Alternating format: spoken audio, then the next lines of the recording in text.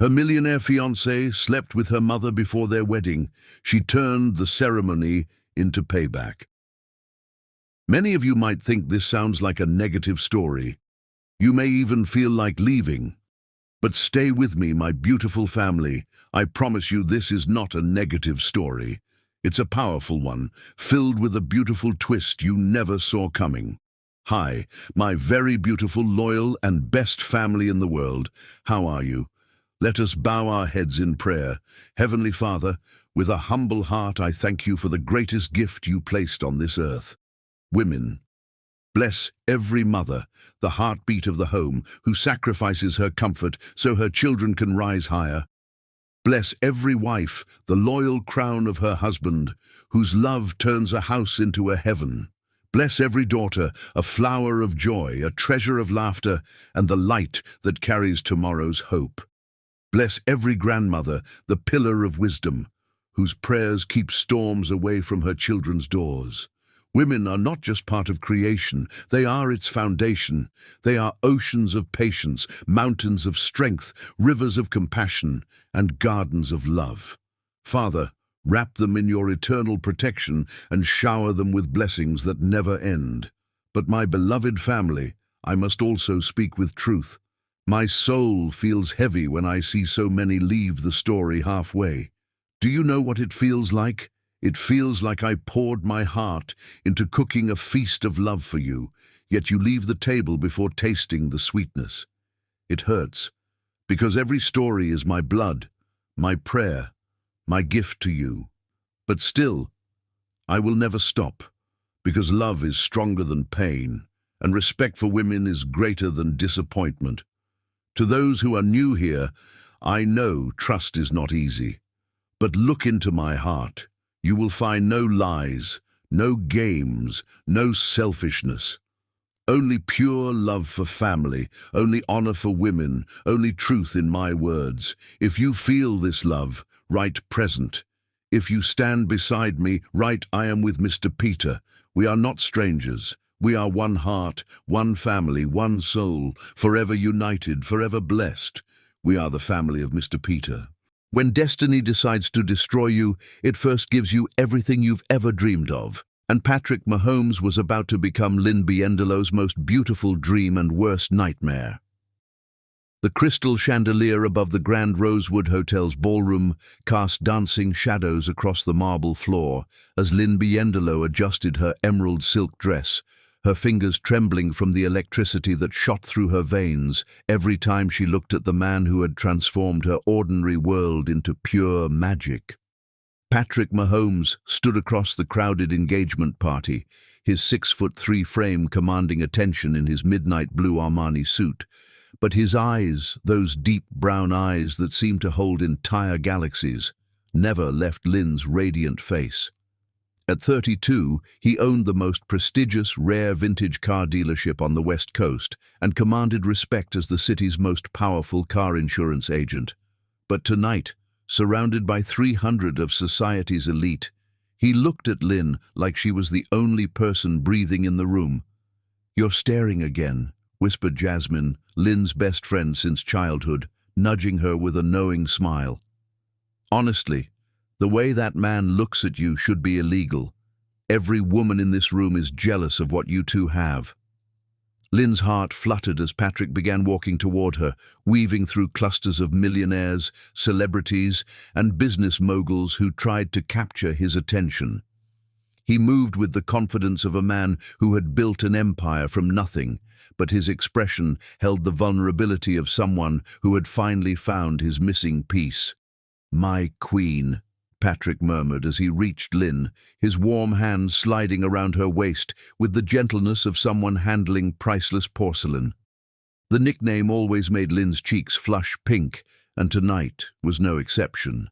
Even after 18 months together, Patrick's touch still sent sparks through her entire body. "You look absolutely breathtaking," he whispered against her ear, his voice deep and smooth like aged whiskey. "I can't believe in 3 weeks you'll be my wife." Lynn turned in his arms, her 26-year-old face glowing with happiness that made every guest in the ballroom pause to admire the couple. I still can't believe this is real, Patrick. Sometimes I feel like I'm going to wake up and discover this was all a dream. Patrick's hands cupped her face tenderly, his thumbs tracing her cheekbones with reverence. If this is a dream, then I never want to wake up. You, Lynn Biendolo, are my reality, my future, my everything. The orchestra began playing their song, At Last, by Etta James, and Patrick guided Lynn onto the dance floor. As they swayed together, Lynn felt like the princess she had never dared to dream of becoming. Growing up in a modest apartment with her mother Mandy, working double shifts at the local diner to pay for community college, Lynn had never imagined a life filled with private jets, designer gowns, and a man who treated her like precious treasure. "Tell me again how we met," Lynn whispered as they danced, her head resting against Patrick's chest where she could hear his steady heartbeat.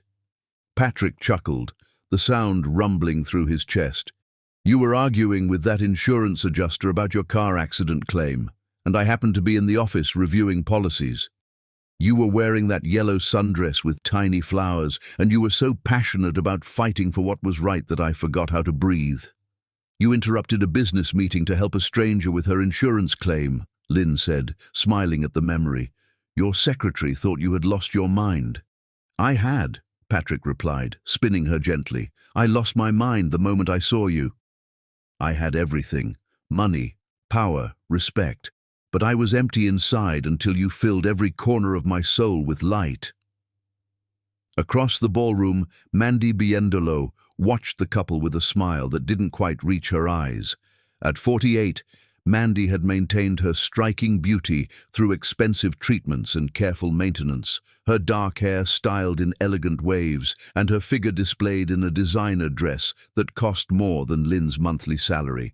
She held a glass of champagne and nodded graciously when guests complimented her daughter's good fortune, but behind her polite facade, something darker was brewing. "Your daughter is so lucky," remarked Mrs. Wellington, a prominent socialite. "Patrick is quite the catch, handsome, wealthy, and clearly devoted." "Yes," Mandy replied carefully, her voice carrying an edge that Mrs. Wellington didn't catch. "Lynn has always been fortunate in getting what she wants." As the evening progressed, Patrick surprised Lynn with a video montage of their relationship.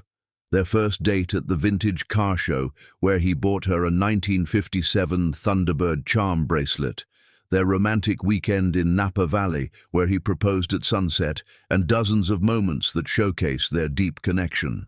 The guests applauded as Patrick took the microphone. 18 months ago, I thought I knew what love was," Patrick announced, his voice carrying across the silent ballroom. "I was wrong. Love isn't just attraction or compatibility or even passion. Love is finding someone who sees your soul and chooses to stay.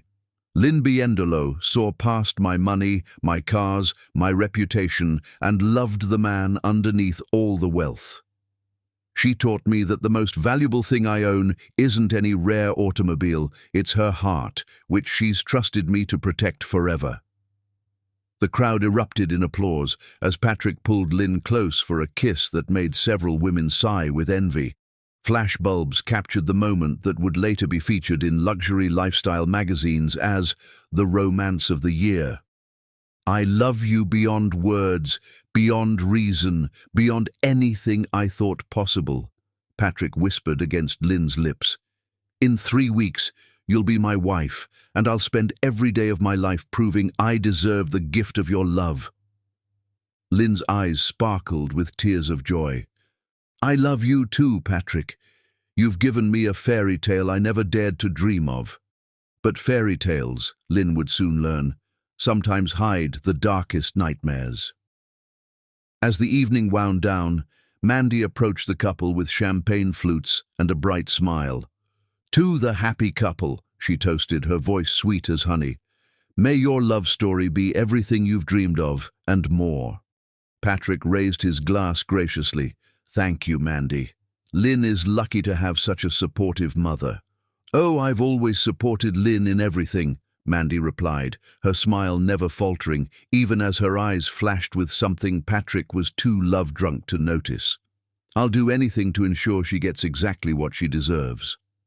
Lynn hugged her mother warmly, completely trusting the woman who had raised her alone, never suspecting that Mandy's definition of what she deserves would soon shatter both their worlds forever.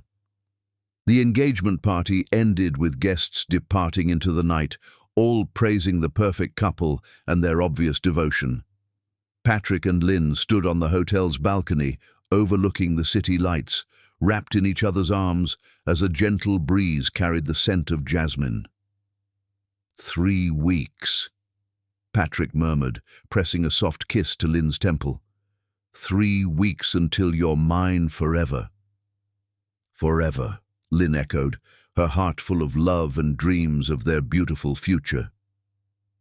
Neither of them noticed Mandy watching from the shadows inside the ballroom, her champagne glass gripped so tightly her knuckles were white, her mind already spinning with the plan that would turn their fairy tale into a nightmare. But what Mandy didn't know was that her plan for revenge would cost her more than she ever imagined, and the price would be paid in blood, tears, and a love that refused to die. Chapter 2. The Perfect Wedding Day. Heaven must have painted this morning with golden light and angel's breath, because everything looked so perfect that even God himself would have wept at its beauty. But the devil was already hiding in the details. The grand cathedral of St. Augustine stood majestically against the dawn sky, its towering spires reaching toward heaven as if blessing the union about to take place within its sacred walls. Sunlight streamed through the stained glass windows, painting rainbow patterns across the white marble floor where 10,000 white roses had been arranged in breathtaking displays that filled the air with intoxicating fragrance. Lynn stood in the bridal suite, surrounded by mirrors that reflected her radiance from every angle. Her wedding gown was a masterpiece of silk and dreams, custom designed by renowned Italian couturier Giuseppe Romano, featuring hand-sewn diamonds that caught the light like captured stars. The dress hugged her curves perfectly before flowing into a cathedral train that seemed to float behind her like morning mist. Patrick's grandmother's diamond tiara rested atop her dark hair, which had been styled in elegant waves that cascaded over her shoulders. "You look like an angel descended from heaven," breathed Jasmine, adjusting Lynn's veil with trembling hands. "I've never seen a more beautiful bride in my entire life." The makeup artist stepped back with tears in her eyes. "In 20 years of working weddings, I've never seen such natural radiance. You're glowing from the inside out, sweetheart." Lynn's reflection showed a woman transformed by love. Her skin luminous, her eyes sparkling with joy, her smile so radiant it could have powered the cathedral's lights. She touched the diamond necklace Patrick had given her the night before, a vintage piece from 1920 that had belonged to his great-grandmother. Patrick chose this necklace because he said it was made in the year his great-grandparents got married, and they stayed together for 73 years, Lynn whispered, her voice filled with wonder. "He said he wants our love to last even longer than theirs." Meanwhile, in the cathedral, 300 elite guests filled the ornate pews. Wealthy car collectors who owned Patrick's rarest automobiles sat beside insurance executives who respected his business empire. Socialites wore designer gowns worth small fortunes, while celebrities and politicians chatted quietly about the lavish ceremony. The guest list read like a who's who of high society. Everyone wanted to witness the wedding of the year. Patrick stood at the altar in his handcrafted Italian tuxedo, the jacket tailored to perfection and adorned with platinum cufflinks that had been his father's.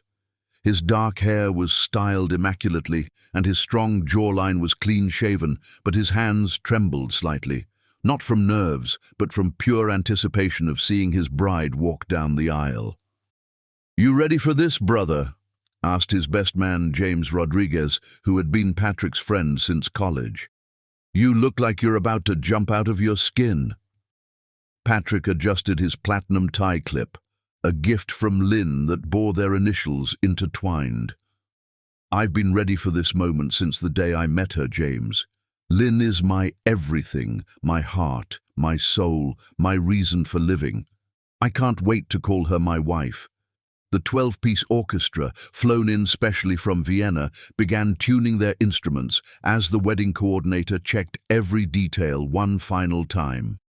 Golden candles flickered along the aisle, their warm light mixing with the natural sunlight to create an ethereal glow.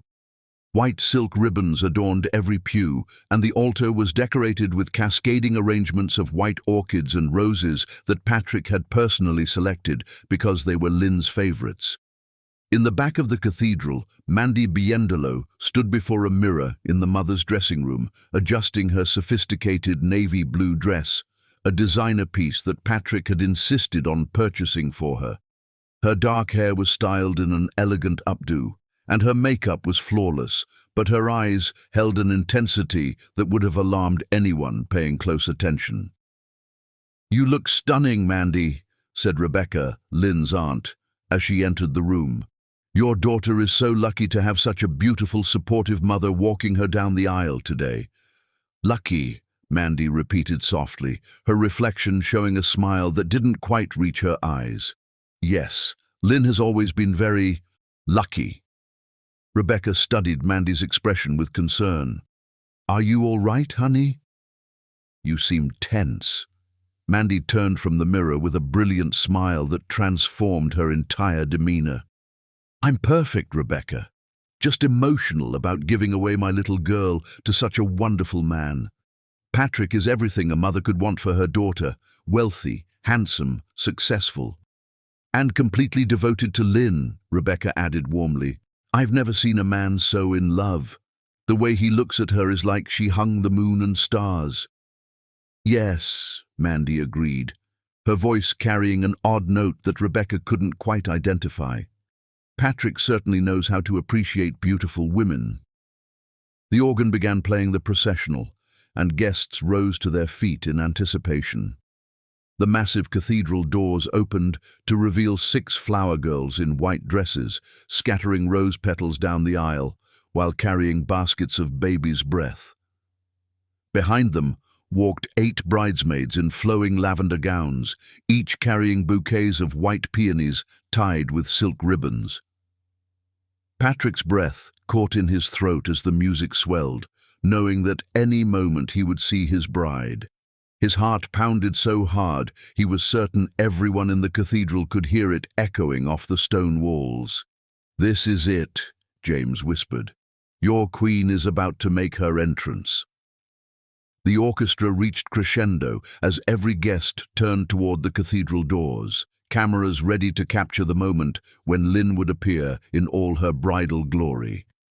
The air itself seemed to hold its breath in anticipation of witnessing a love story that would be remembered for generations. Sunlight streamed through the massive stained glass windows, creating a pathway of colored light down the marble aisle, where Lynn would soon walk toward her dreams. The scent of thousands of roses filled the sacred space, and even the stone angels carved into the cathedral walls seemed to smile down upon the gathering. Patrick straightened his shoulders and took a deep breath, his eyes fixed on the entrance where his bride would appear. In moments, he would see the woman who had taught him what it meant to love completely, and their fairy tale would reach its perfect conclusion. The organ music paused for one heartbeat, and then the wedding march began. But in the bridal suite, something was terribly wrong. Jasmine had just pulled Lynn aside with urgent whispers, her face pale with shock and her hands shaking as she delivered news that would turn the most perfect day into the most devastating nightmare. "Lynn," Jasmine whispered, her voice barely audible over the wedding march echoing through the cathedral. "I need to tell you something before you walk down that aisle. Something about Patrick and your mother." Lynn's radiant smile began to fade as Jasmine's words hit her like ice water, and the fairy tale that had seemed so perfect moments before started cracking like fragile glass. The congregation waited in beautiful anticipation, completely unaware that their picture-perfect wedding was about to become the most shocking scandal their society had ever witnessed. What secret had Jasmine discovered that could destroy a love this powerful? And why was Mandy smiling like a woman who held all the cards in a deadly game she was about to win? Chapter 3. The Calculated Seduction. Some betrayals cut like knives, but others detonate like bombs, and Mandy Biendolo had just lit the fuse that would destroy everything Lynn had ever believed about love, family, and herself. The bridal suite fell into deadly silence as Jasmine's words hung in the air like poison gas. Lynn's radiant smile vanished completely, replaced by a look of confusion and growing horror that made Jasmine's heart break for her best friend. "What did you just say?" Lynn whispered, her voice barely audible over the wedding march playing in the cathedral. Her hands began trembling so violently that her bouquet of white roses shook like leaves in a hurricane. Jasmine took a shaky breath, tears already forming in her eyes. "Lynn, I overheard your mother on the phone this morning. She was talking to someone about Patrick, and she said she slept with him at your engagement party 3 weeks ago." The words hit Lynn like a physical blow. Her knees buckled and she would have collapsed if not for grabbing the marble vanity table.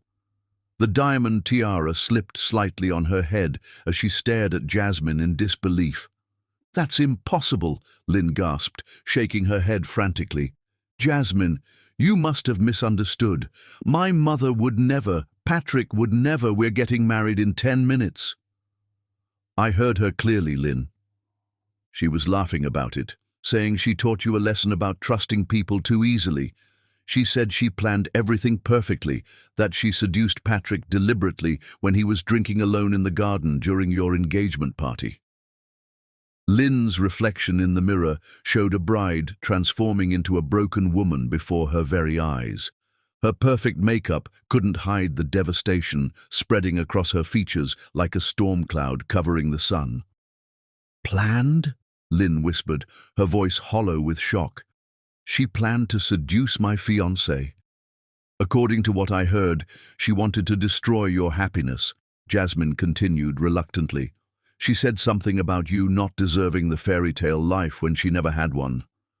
"Lynn, she wasn't trying to steal Patrick. She was trying to ruin your wedding day."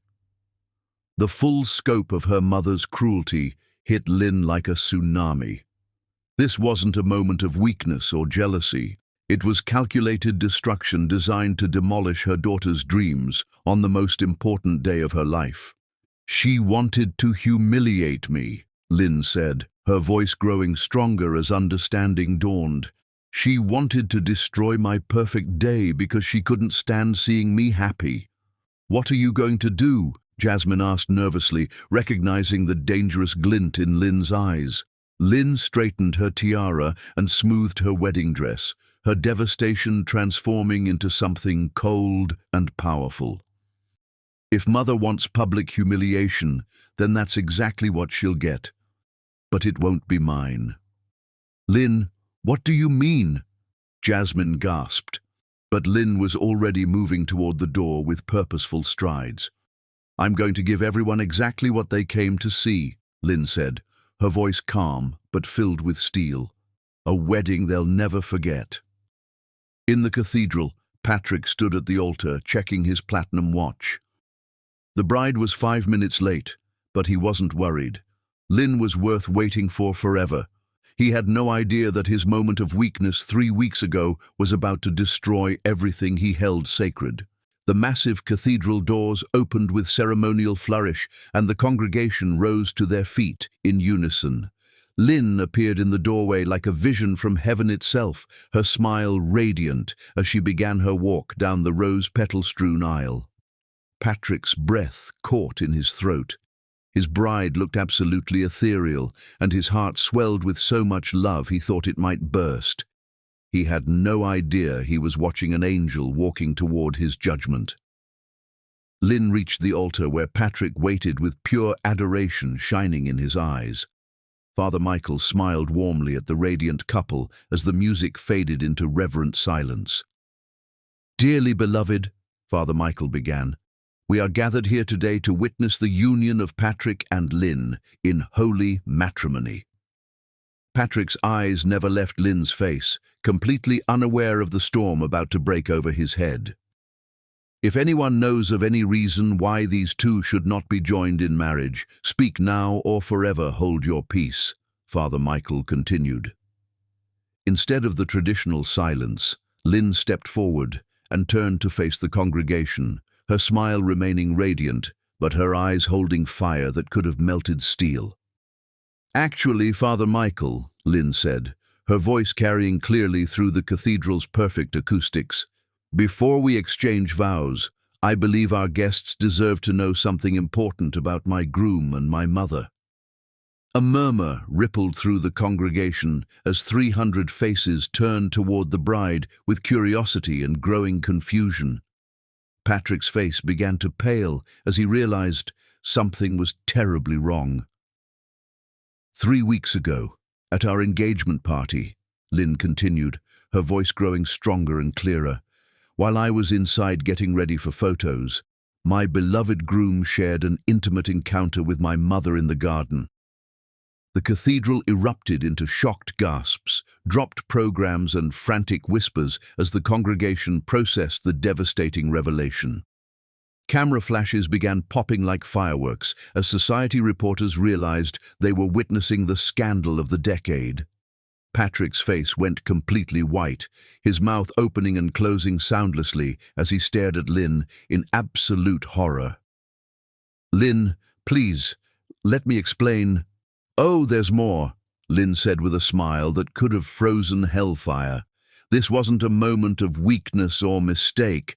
My mother planned this seduction deliberately to destroy our wedding day because she couldn't bear to see me happy."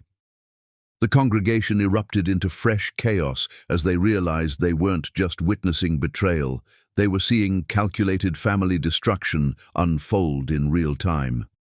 "So instead of saying I do to a man who was weak enough to be manipulated by my own mother," Lynn announced with devastating calm, "I'm saying I'm done to both of them."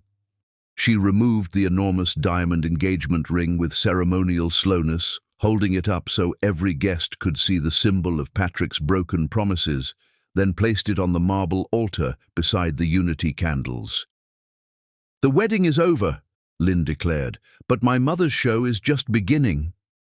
Patrick fell to his knees on the cold marble floor, his expensive tuxedo crumpling as he reached desperately toward Lynn.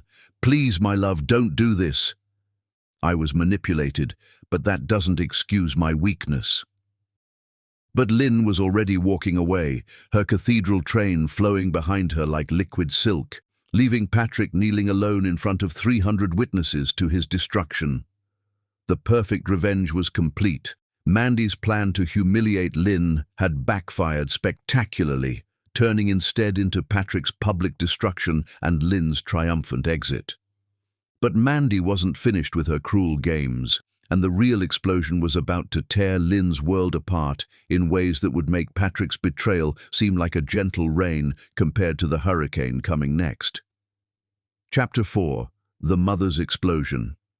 Hell hath no fury like a mother scorned, but when that mother is Mandy Biendolo, fury becomes a weapon sharp enough to slice through a daughter's soul and leave scars that will never heal. The cathedral remained in stunned chaos as Lynn's footsteps echoed off the marble floor, each step taking her further from the altar where Patrick knelt in devastation. But before she could reach the massive doors, a voice cut through the confusion like a blade through silk. "How dare you expose me?" The venomous scream came from Mandy Biendolo, who had risen from her front-row pew like a serpent whose hiding place had been discovered. Her sophisticated facade had completely shattered, revealing the twisted psychology that had been lurking beneath her maternal smile for years. Her navy blue designer dress seemed to ripple with the fury radiating from her trembling body. Lynn stopped dead in her tracks, turning slowly to face the woman who had raised her. The congregation, which had been buzzing with shocked whispers, fell into absolute silence as they sensed something even more explosive was about to unfold. "Mother?" Lynn said, her voice uncertain as she saw an expression on Mandy's face that revealed the true monster underneath the loving mother mask. Mandy stepped into the aisle, her heels clicking against the marble like gunshots. Her perfectly applied makeup couldn't hide the vicious sneer that transformed her beautiful features into something frighteningly unrecognizable. "You ungrateful little brat!" Mandy shrieked, her voice echoing off the cathedral's stone walls. "You think you can humiliate me in front of all these people? You think you can ruin my perfect plan with your dramatic scene?" The 300 guests leaned forward in their pews, mesmerized by the psychological warfare unfolding before them. Camera phones appeared in dozens of hands as society's elite realized they were witnessing a complete family implosion that would make headlines worldwide. Lynn stared at her mother in growing horror as the woman she had trusted her entire life revealed her true nature. "Your perfect plan was to destroy my wedding day, to seduce Patrick just to hurt me?" Mandy's laugh was sharp and maniacal, echoing through the sacred space like the sound of sanity breaking. "Of course it was. Did you really think I would just stand by and watch you get everything I was denied? Did you think I would smile and pretend to be happy while you lived like a princess?" Father Michael stepped forward nervously, his hands raised in a gesture of peace. "Please, let's move this discussion somewhere private." "No!" Mandy snapped, her eyes blazing with years of accumulated resentment. "Everyone here needs to understand exactly why this spoiled brat deserved to have her fairy tale destroyed." Patrick struggled to his feet, his legs weak with shock as he began to comprehend the true depth of Mandy's psychological manipulation. "You planned everything just to hurt your own daughter. What kind of mother does that? The kind who spent 26 years watching an unwanted child get opportunities I never had." Mandy whirled on Patrick with fury that made him recoil. "You were just a tool, you pathetic man. I used your weakness and insecurity to teach my daughter that she's not special enough for fairy tale endings." The cathedral erupted in horrified gasps as the congregation realized they were witnessing pure maternal evil. This wasn't jealousy or passion, it was calculated psychological abuse disguised as life lessons. Lynn felt her world tilting as her mother's twisted logic was exposed in front of hundreds of witnesses. "You used Patrick to hurt me because you're jealous of my happiness." Jealous? Mandy's voice rose to a shriek that made several guests cover their ears. "I'm not jealous, I'm realistic. I wanted to show you that men like Patrick don't really love girls like us. We're not fairy tale princesses. We're burdens who should be grateful for whatever scraps we get." The congregation was witnessing something beyond family drama. They were seeing the complete psychological breakdown of a woman whose resentment had festered into pure malice toward her own child. "But since you forced me to reveal my teaching methods," Mandy continued, her voice taking on a tone of vicious satisfaction, "let me give everyone the full lesson about who you really are." Lynn's blood turned to ice as she recognized the look in her mother's eyes, the same expression Mandy had worn before delivering the cruelest punishments during Lynn's childhood. "She has no right to give me lessons about ethics," Mandy screamed, pointing an accusing finger at Lynn while addressing the entire congregation. "She is the illegal child of my ex-boyfriend, not from any orphanage like I told everyone. I was 17 and stupid, and I got pregnant by a man who abandoned me the moment he learned about the baby." Lynn's knees gave out completely, and she collapsed onto the rose-covered aisle as her entire identity was stripped away in front of hundreds of strangers. The diamond tiara that had made her feel like a princess scattered pieces across the marble floor, each broken crystal reflecting the shattered fragments of her life. "I carried her as a burden for 26 years. Mandy continued mercilessly, her voice growing stronger as she fed off the shock and horror in her audience.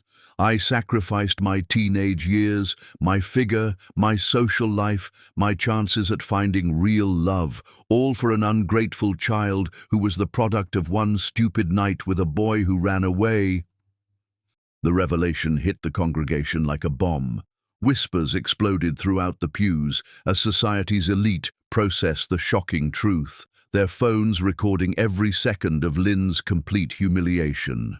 Patrick moved toward Lynn instinctively, wanting to protect her from the psychological assault, but Mandy wasn't finished with her destruction. "I gave up everything for her," Mandy shrieked, her composure completely gone as years of hidden resentment poured out like toxic waste. "I worked 3 jobs to pay for her food, her clothes, her education. I told people she was an orphan I adopted to make her seem special, to give her a better story than the truth.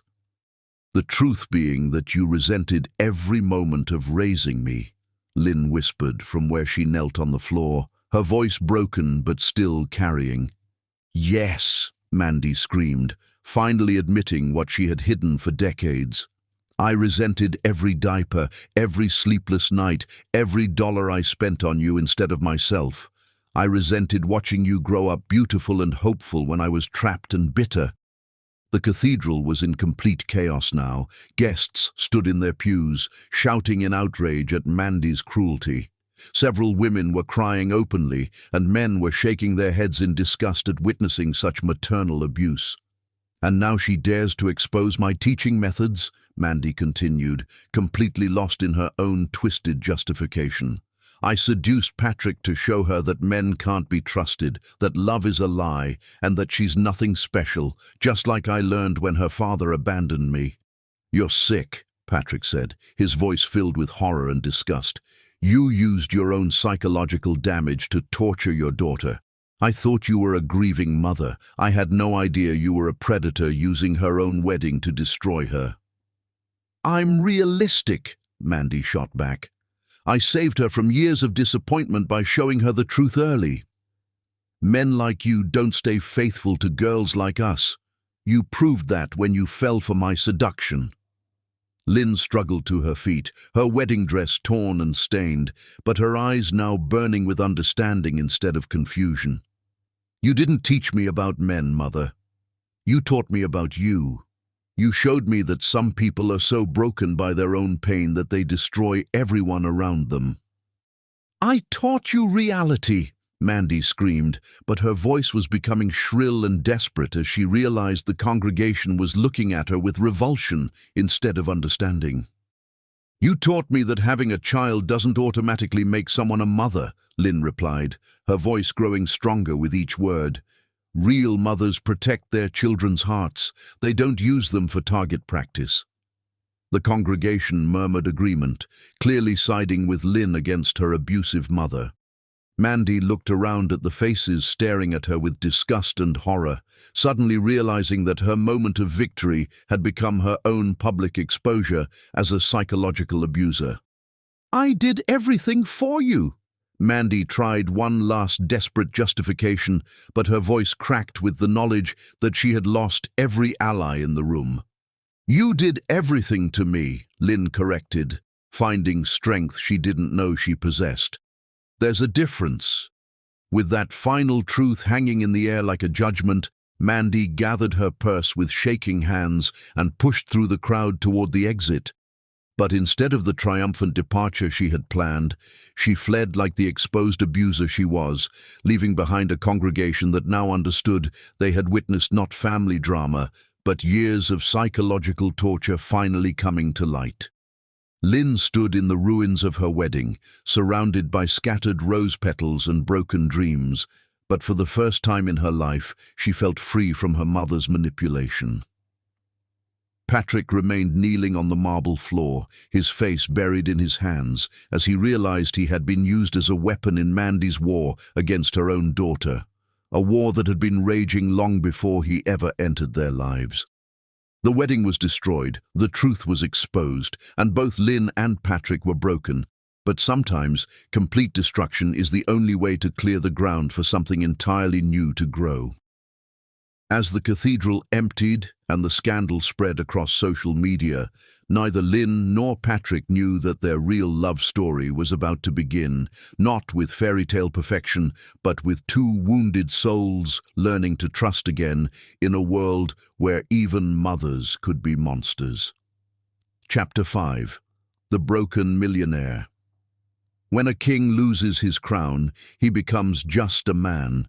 But when Patrick Mahomes lost Lynn, he discovered that even infinite wealth couldn't buy back a single heartbeat of the love he had destroyed. The grand cathedral emptied slowly as guests filed out in clusters, their voices buzzing with excitement over witnessing the scandal of the century. But Patrick remained kneeling at the altar, his expensive tuxedo wrinkled and his face buried in his hands, as the full weight of his manipulation and Lynn's devastation crashed down upon him like an avalanche. "Patrick," James whispered, kneeling beside his devastated friend, "we need to get you out of here. The reporters are going crazy outside, and social media is already exploding with videos." But Patrick didn't move. He stared at the diamond engagement ring Lynn had left on the marble altar, the ring he had chosen after visiting 12 different jewelers to find the perfect symbol of their eternal love. Now it lay abandoned like his heart, catching the colored light from the stained glass windows and mocking him with its brilliance. "She's gone," Patrick whispered, his voice breaking like a teenage boy's. "The love of my life is gone, and I was too weak to protect her from her own mother's evil." "Brother, you were manipulated by a psychopath," James said gently. "Mandy planned everything. You were a victim too." Patrick's head snapped up, his eyes red with unshed tears and blazing with self-hatred. "A victim? I'm a grown man who built a business empire from nothing, and I let a manipulative woman seduce me because she told me what I wanted to hear about being worthy of passion. I'm not a victim, James. I'm a fool who became a weapon in a war against the woman I love." Meanwhile, Lynn had fled to her Aunt Rebecca's house in the suburbs, still wearing her torn wedding dress as she collapsed onto the familiar couch where she had spent childhood afternoons reading fairy tales. Rebecca, a gentle woman in her 50s who had always been more of a mother to Lynn than Mandy, wrapped her niece in blankets and held her while she sobbed. "I don't understand any of this," Lynn cried into Rebecca's shoulder. "How could Mother plan something so cruel?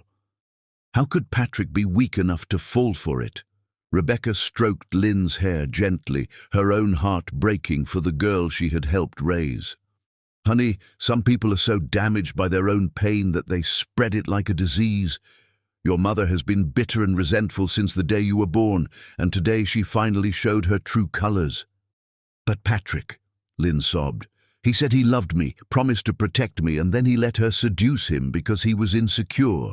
"Sweetie," Rebecca said firmly, "that man was manipulated by someone who's had 26 years to perfect the art of psychological warfare. Your mother knew exactly which buttons to push to make him doubt himself."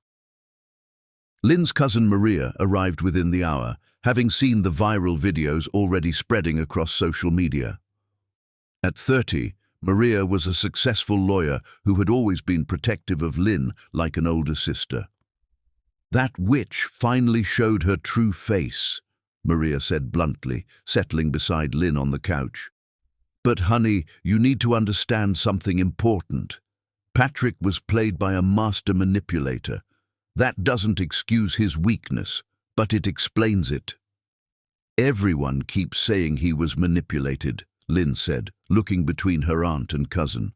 "But he still made the choice to betray me." "He made a stupid choice when he was drunk and being psychologically manipulated by someone who knew his insecurities," Maria corrected. "Your mother spent months studying that man, learning his fears and weaknesses, so she could use them against both of you." Rebecca nodded in agreement. "Mandy has been jealous of your happiness since you started dating Patrick. I saw it in her eyes every time she talked about your relationship, like she was planning something terrible." "So, what do I do now?" Lynn asked, feeling lost and broken in ways she had never experienced. "You heal," Rebecca said firmly. You focus on recovering from the trauma of having both your fiancé and your mother betray you in different ways, and you remember that what happened today says nothing about your worth. It says everything about their brokenness. Meanwhile, across the city, Patrick was experiencing his own version of hell. He had returned to his mansion, but the enormous house felt like a tomb filled with ghosts of Lynn's laughter and love. Every room contained memories that now felt like accusations. The kitchen where Lynn used to make breakfast while humming off-key. The library where she would read poetry aloud while he pretended to work. The garden where Mandy had seduced him while Lynn was inside trusting them both. Patrick sat in his study, surrounded by photos of Lynn during their happiest moments, each image a knife twisting in his chest. He pulled out his laptop and began typing the first of what would become dozens of desperate letters. My dearest Lynn, I know I have no right to contact you after allowing myself to become a weapon in your mother's war against you. But I can't breathe without telling you how sorry I am. I was weak, insecure, and stupid enough to believe Mandy's lies about not being worthy of your love. I replay that night 1,000 times, wishing I could go back and see through her manipulation. I wish I could die instead of having caused you this pain. You trusted me to protect your heart, and instead I handed it to your worst enemy to destroy. I don't deserve your forgiveness, but I'm going to spend every day of my life trying to become worthy of the love you gave me. Without you, nothing else has any meaning. Forever yours, even if you can never be mine, Patrick. The next morning brought Patrick's nightmare into sharp focus. His phone buzzed incessantly with calls from business associates, reporters, and former friends who wanted to gossip about his public humiliation. Social media exploded with memes mocking the millionaire who got played by his mother-in-law. At the prestigious Motors Country Club, where Patrick had been a respected member for years, his former associates gathered around the bar with cruel amusement in their voices. Can you believe Patrick Mahomes got seduced by his fiancée's mother? Laughed Richard Steinberg, a rival car dealer. The man who thought he was too smart to be fooled by anyone. I heard the mother planned the whole thing just to destroy the wedding, added Thomas Crawford, a prominent insurance executive. That's some serious psychological warfare. The girl left him at the altar in front of 300 people. His reputation is finished. My wife says the daughter should run as far as possible and never look back, chimed in William Foster, another wealthy businessman. Once a man shows he can be manipulated that easily, he'll fall for the next pretty face with a sob story. The whole family sounds toxic, agreed Robert Winchester, sipping his whiskey. The mother's a predator, the daughter's a drama queen, and Patrick's too weak to handle either of them. He's better off alone. But Patrick wasn't at the country club to hear their mockery. He was at his dealership, liquidating his prized collection of vintage cars with mechanical precision. Each sale felt like cutting off a piece of his identity, but material possessions meant nothing when the woman he loved was suffering because of his weakness.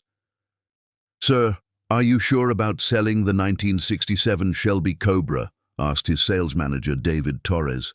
You've turned down million-dollar offers for that car. Sell everything, Patrick replied, his voice hollow as he signed paperwork. Donate the proceeds to orphanages and women's shelters. Maybe some good can come from my mistakes. David studied his boss with concern. Patrick, you're making emotional decisions. Maybe wait a few weeks before... I don't have a few weeks, Patrick interrupted, his voice cracking. Every day Lynn suffers because of what I did is another day I prove I don't deserve to breathe the same air as her. That afternoon brought the first of fate's cruel interventions. Patrick was leaving the bank after liquidating another account when he literally collided with Lynn outside Morrison's grocery store. She was carrying bags that scattered across the sidewalk as they both stumbled from the impact. I'm so sorry, Patrick began automatically, then froze as he realized who he had bumped into. Lynn stared up at him from where she had fallen, her eyes wide with shock at the unexpected encounter. For a moment, They were both frozen in time, surrounded by scattered groceries and the weight of everything unsaid between them. "Are you hurt?" Patrick asked, immediately kneeling to help gather her fallen items, his hands shaking as he tried to focus on being helpful instead of staring at her beautiful face. "I'm fine," Lynn said quickly, but her voice trembled as she watched Patrick carefully placing her groceries back in their bags. His hands were gentle and respectful, never touching hers, maintaining careful distance even while helping her. "Here," Patrick said softly, placing the last apple in her bag. "Everything should be there." "Thank you," Lynn whispered, the automatic politeness feeling strange after everything that had happened between them. They stood up simultaneously, now facing each other on the busy sidewalk, while other shoppers flowed around them like water around stones. Patrick looked terrible. His usually immaculate appearance was replaced by rumpled clothes, exhaustion, and eyes that held the kind of pain that changes a person fundamentally. "Lynn," Patrick said, her name escaping his lips like a prayer he couldn't stop himself from whispering. "Don't," Lynn said quickly, but her voice lacked the venom she intended. Seeing Patrick looking so broken and humble stirred something in her chest that she desperately wanted to ignore. "I just want you to know," Patrick said, his voice barely audible over the street traffic, "that I understand what your mother did to both of us. I was weak and fell for her manipulation, but you were her real target. I'm sorry I became the weapon she used to hurt you." Before Lynn could respond, her phone rang loudly, providing the perfect excuse to escape the emotionally charged encounter. She grabbed her groceries and fled to her car, leaving Patrick standing alone on the sidewalk, watching her drive away with the expression of a man watching his soul disappear into traffic. But neither of them noticed the dark sedan parked across the street, or Mandy sitting behind the wheel with a satisfied smile as she observed their first encounter since the wedding. Her plan to keep them tortured but apart was working perfectly, and she had more cruel surprises planned for both of them. 2 days later, fate struck again at First National Bank. Lynn had come during her lunch break to close the joint savings account she had shared with Patrick, a painful but necessary step toward erasing him from her life. As she waited in line, rehearsing the words she would use to explain the account closure, a familiar voice behind her made her spine stiffen with recognition. "I'd like to make a donation to the Sunshine Orphanage," Patrick said to the teller, his voice carrying the exhaustion of a man who hadn't slept in weeks. $10 million from my business liquidation account." Lynn turned slowly, unable to believe fate could be so cruel twice in 1 week. Patrick stood directly behind her in line, wearing a simple white shirt and jeans instead of his usual expensive suits. He looked like he had lost weight, and his usually perfect hair was disheveled. But what struck Lynn most was the resignation in his posture, like a man who had given up on everything except making amends. "10 million?" the teller asked, her voice rising with surprise. "Sir, are you certain about that amount?" "Make it 15 million, Patrick said without hesitation, his eyes meeting Lynn's across the small space between them.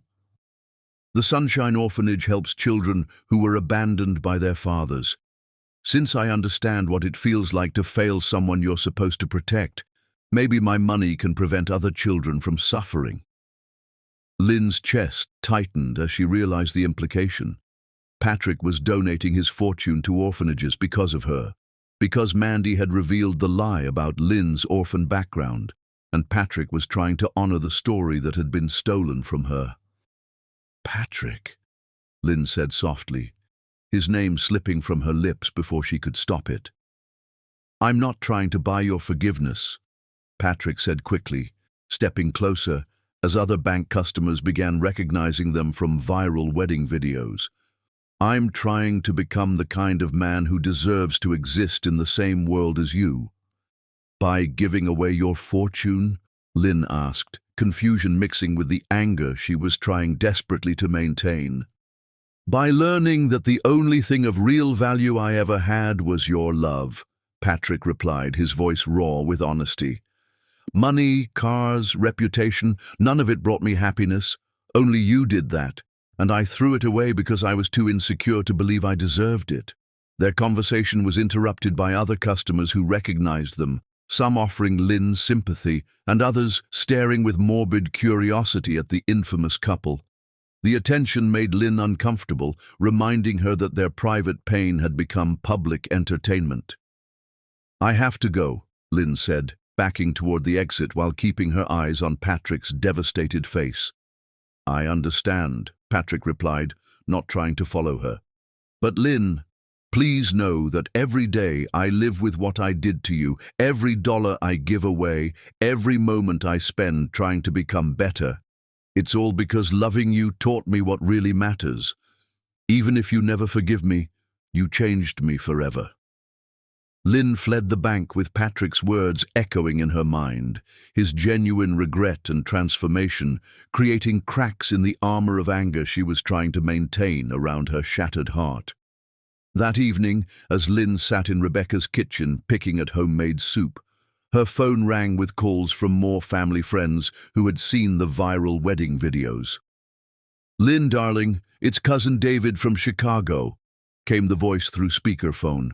I just saw what happened and I'm flying in tomorrow. No man, rich or poor, treats our family like that and gets away with it. Thank you, David, Lynn said tiredly. But there's nothing you can do. It's over. Over. David's voice rose with indignation. Honey, a man who falls for your mother's manipulation will fall for anyone's manipulation. You dodged a bullet. Find someone with a stronger backbone. The next call came from family friend Pastor Williams, who had known Lynn since childhood. Sweet girl, I've been praying for you since I heard the news. Remember that God sometimes protects us by revealing people's true nature before we bind ourselves to them legally. This Patrick fellow showed you who he really is. Believe him. Even strangers began approaching Lynn at work, in coffee shops, and on the street. Word had spread about the viral wedding scandal, and everyone had opinions about her situation.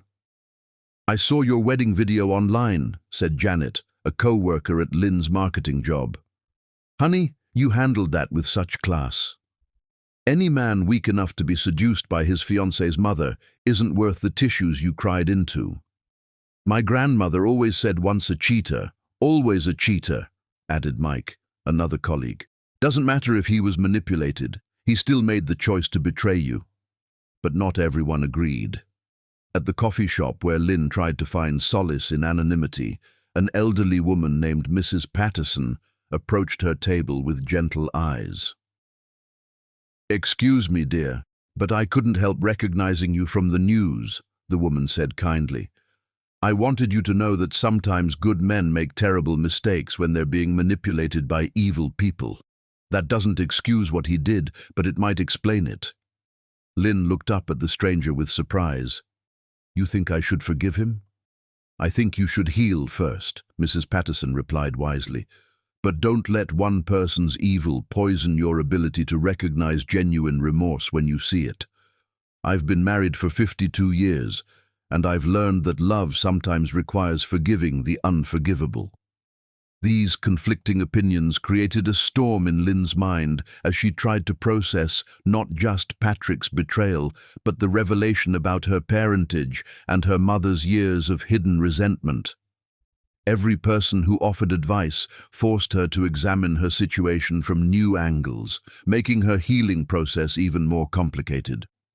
Meanwhile, Patrick was experiencing his own version of hell, multiplied by public humiliation. His phone buzzed constantly with calls from business associates, reporters, and former friends who wanted to dissect his destruction. At Rodriguez Auto Repair, where Patrick had taken a job to learn honest labor, his co-workers treated him with mixture of sympathy and confusion. Boss, why are you really here? Asked Miguel, a master mechanic who had been working on cars for 30 years. You're a millionaire businessman. This doesn't make sense. Patrick looked up from the engine he was rebuilding, his expensive watches replaced by work gloves and his hands already stained with grease. "I'm here because the man who owned all those businesses was weak enough to hurt the most important person in his life.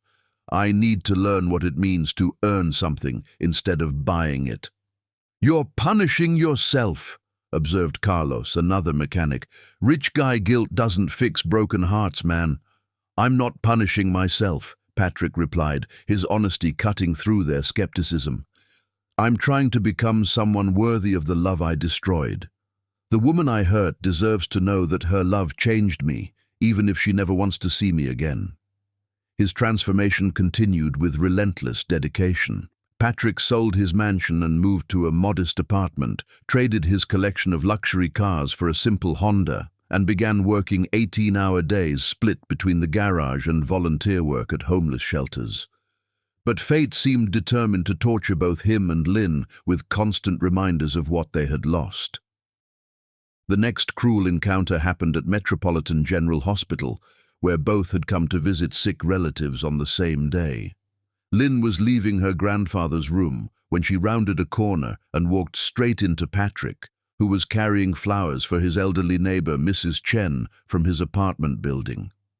"Oh!" Lynn gasped, stumbling backward as their unexpected collision sent both their emotions into chaos.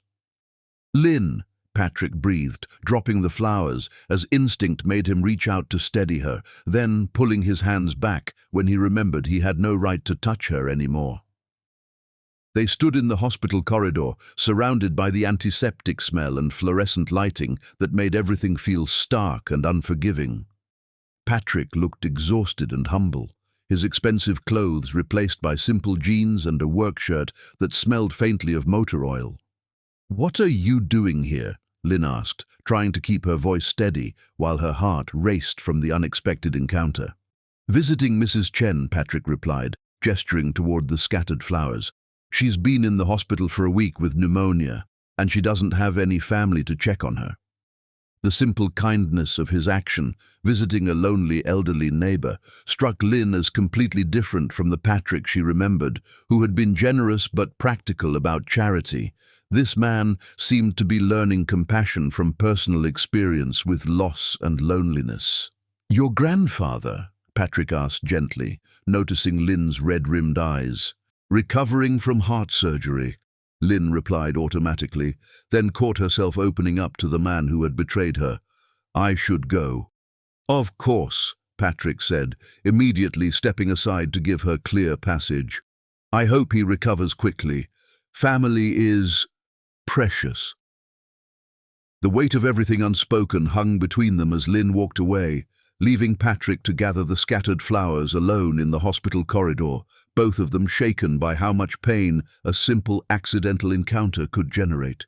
That night, Lynn sat in her apartment, reading more advice from well-meaning friends and family.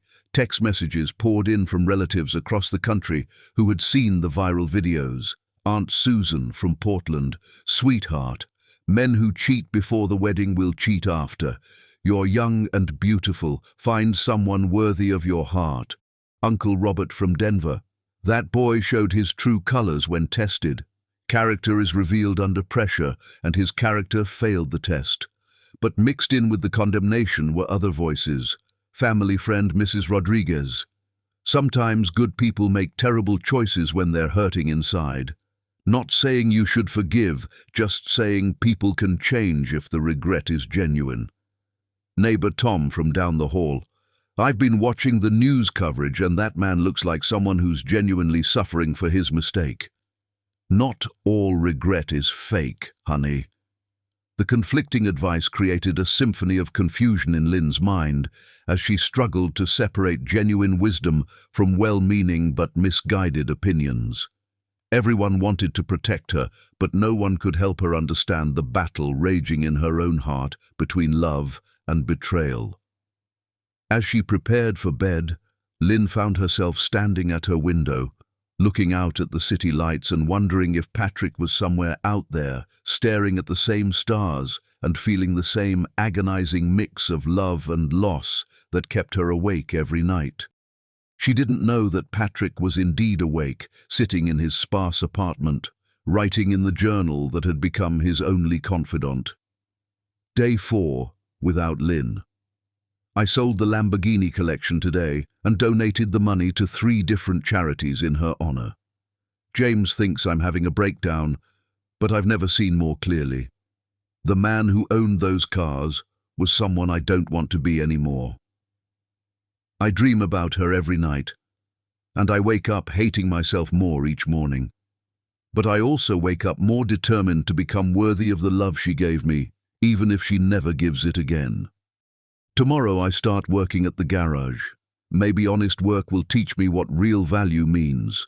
Neither Lynn nor Patrick knew that their agonizing separation was being orchestrated by someone who took pleasure in their pain, or that their next encounter would be even more emotionally devastating than the ones before. But fate was preparing to test them in ways that would reveal whether their love was strong enough to survive not just betrayal and manipulation, but the cruelest enemy of all, time and the growing distance between 2 hearts that still beat for each other. Chapter 6. Fate's Cruel Games. They say you can't escape destiny, but Lynn and Patrick were about to discover that sometimes destiny is a cruel puppet master who delights in forcing broken hearts to dance together in the ruins of their shattered dreams. 3 weeks had passed since the wedding disaster, and Lynn had convinced herself that avoiding Patrick Mahomes would be simple in a city of 2 million people. She was devastatingly wrong. The first cruel twist of fate struck at Morrison's grocery on a rainy Tuesday morning. Lynn had specifically chosen the early hour and distant location to avoid running into anyone from her former social circle. She pushed her cart through the produce section, her head covered by a silk scarf and her eyes hidden behind oversized sunglasses, trying to remain invisible to the world that had witnessed her humiliation. She was reaching for organic apples when another cart slammed into hers with enough force to send oranges rolling across the polished floor. Lynn looked up in annoyance, ready to offer a polite apology, and found herself staring directly into the devastated brown eyes of Patrick Mahomes. Time stopped. The grocery store faded away as they stood frozen, separated by 2 shopping carts, but connected by 18 months of memories that hung between them like invisible chains. Patrick looked terrible. His usually immaculate appearance was replaced by day-old stubble, wrinkled clothes, and eyes that held the kind of pain that changes a person forever. "Lynn," he breathed, her name escaping his lips like a prayer he had been whispering for weeks. Lynn's carefully constructed composure crumbled instantly. The sight of Patrick, thinner, broken, and clearly suffering, hit her like a physical blow. Her hands began trembling as she gripped her cart's handle, fighting the urge to either run away or collapse into his arms. "Don't," she whispered, her voice barely audible over the store's soft background music. "Don't say my name like that." "I can't help it," Patrick replied, his voice rough with emotion. "You're the only prayer I know anymore." Other shoppers began noticing the tension between them, some recognizing the infamous couple from viral wedding videos that had dominated social media for weeks. Whispers started spreading through the store as people pulled out phones to record the unexpected encounter. Lynn became aware of the growing attention and felt her cheeks burn with fresh humiliation. "People are staring," she said, adjusting her scarf nervously. "Let them stare," Patrick said, stepping closer despite the shopping carts between them. "Lynn, please, just give me 5 minutes to explain what really happened that night." "Explain?" Lynn's voice rose sharply, causing nearby shoppers to turn and openly gawk. "You want to explain how you slept with my mother? How you both planned to humiliate me?" "I never planned anything," Patrick protested desperately. "Your mother manipulated me when I was vulnerable and drunk. I was thinking about our wedding, terrified I wasn't good enough for you, and she used that fear against me." Lynn's eyes filled with tears that she refused to let fall in public. "You were terrified of not being good enough, so you proved it by betraying me with the woman who raised me. That's your explanation?" The words hit Patrick like bullets, each one finding its mark in his already shattered heart. "I know how it sounds. I know there's no excuse for my weakness. But Lynn, I love you more than my own life. That night meant nothing. You are everything." "Stop," Lynn said, backing away from him as emotions threatened to overwhelm her completely. "Stop saying you love me. Love doesn't do what you did. Love doesn't destroy the person it claims to cherish." She abandoned her cart and rushed toward the exit, leaving Patrick standing alone among scattered oranges and the curious stares of shoppers who had just witnessed round one of what would become an epic battle between love and betrayal. Patrick didn't follow her. Instead, he knelt on the grocery store floor and began picking up the oranges that had spilled from Lynn's cart, his tears falling freely as other customers watched the powerful millionaire reduced to cleaning up fruit like a broken man searching for redemption in the smallest acts of service. 2 days later, fate struck again at First National Bank during Lynn's lunch break. She had come to close the joint account she shared with Patrick, a painful but necessary step toward erasing him from her life.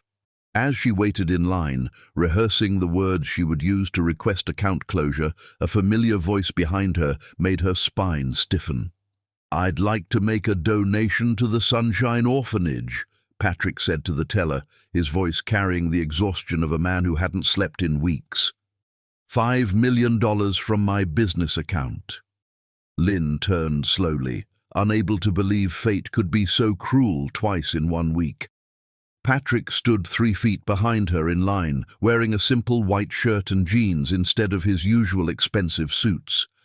He looked like he had lost weight, and his usually perfect hair was disheveled, but what struck Lynn most was the resignation in his posture, like a man who had given up on everything except making amends. Their eyes met across the space that might as well have been an ocean, and Lynn saw her own pain reflected in Patrick's gaze. For a moment, neither spoke, both trapped in the electric tension that still existed between them despite everything that had happened. $5 million, the teller asked Patrick, her voice rising with surprise. "Sir, are you certain about that amount?" "Make it 10 million. Patrick said without breaking eye contact with Lynn. "The Sunshine Orphanage helped me understand what real family means when someone chooses to love you despite having no obligation to do so." Lynn's chest tightened as she realized the implication. Patrick was donating his fortune to orphanages because of her, because she had grown up believing she was from one, before Mandy's cruel revelation destroyed that belief too. "Patrick," Lynn said softly, his name slipping from her lips before she could stop it. "I'm not trying to buy your forgiveness," Patrick said quickly, stepping closer as other bank customers began recognizing them. "I'm trying to become the kind of man who deserves to breathe the same air as you." "By giving away your money?" Lynn asked, confusion mixing with the anger she was trying desperately to maintain. "By giving away everything that made me think I was worth something," Patrick replied, his voice raw with honesty. "Money, cars, reputation, none of it matters without you. I'm learning that the only thing of value I ever had was your love, and I threw it away for one moment of weakness." The bank teller cleared her throat nervously, aware that every customer in the building was watching the dramatic encounter. "Sir, I'll need some paperwork for this donation amount." "Process it," Patrick said, never taking his eyes off Lynn. "And add another $5 million for the Children's Heart Foundation. Make sure the donation is listed as in honor of Lynn Biendelow's pure heart." Lynn felt tears threatening to spill as she watched Patrick systematically destroying his financial empire, piece by piece, all in her name. Part of her wanted to stop him, to tell him that grand gestures wouldn't heal the betrayal, but another part of her was moved by the depth of his regret. "You can't fix this with money," Lynn whispered, aware that everyone in the bank was listening to their conversation with rapt attention. "I know," Patrick replied, his voice breaking slightly, "but I can prove that loving you taught me what really matters. Without you, nothing else has any meaning. Before Lynn could respond, her phone rang loudly, the sound cutting through the tension like a knife. She glanced at the screen and saw her Aunt Rebecca's name, providing the perfect excuse to escape the emotionally charged encounter. "I have to go," Lynn said, backing toward the exit while keeping her eyes on Patrick. "Please stop following me. Please stop trying to fix something that can't be repaired." "I'll never stop loving you," Patrick called after her as she pushed through the bank's glass doors. "Even if you never forgive me, I'll never stop trying to become worthy of the love you gave me." Lynn fled to her car, her hands shaking as she fumbled with the keys. Through the bank's windows, she could see Patrick still standing in line, his shoulders slumped in defeat as he processed donations that would make headlines in the financial news.